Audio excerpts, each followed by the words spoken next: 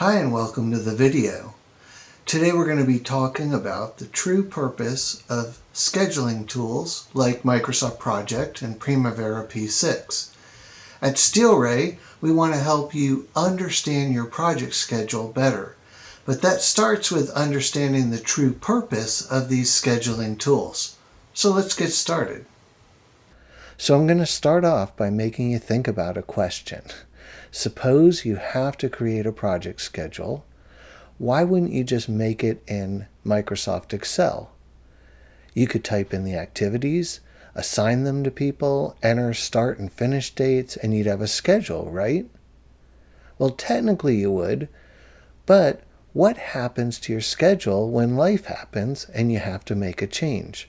For example, an activity takes longer than you had planned.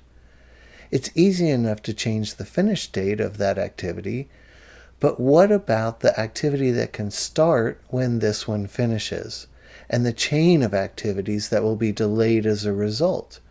You'd have to recalculate and re-enter all of those dates, right?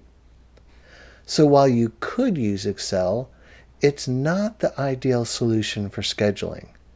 Dedicated apps like Microsoft Project and Primavera P6 are much better suited for this application. Why?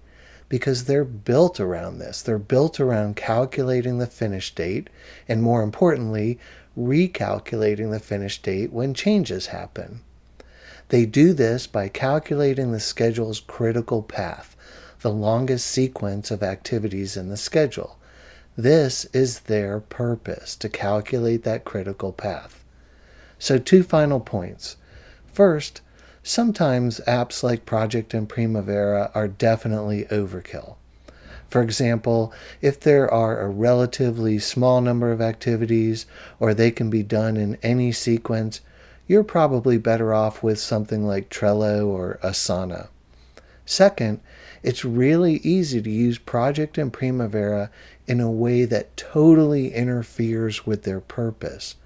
If you do the wrong things in these tools, you'll get an end date, but it's not something you can trust. We'll have some videos in the roadmap that will talk about this. So thanks for watching.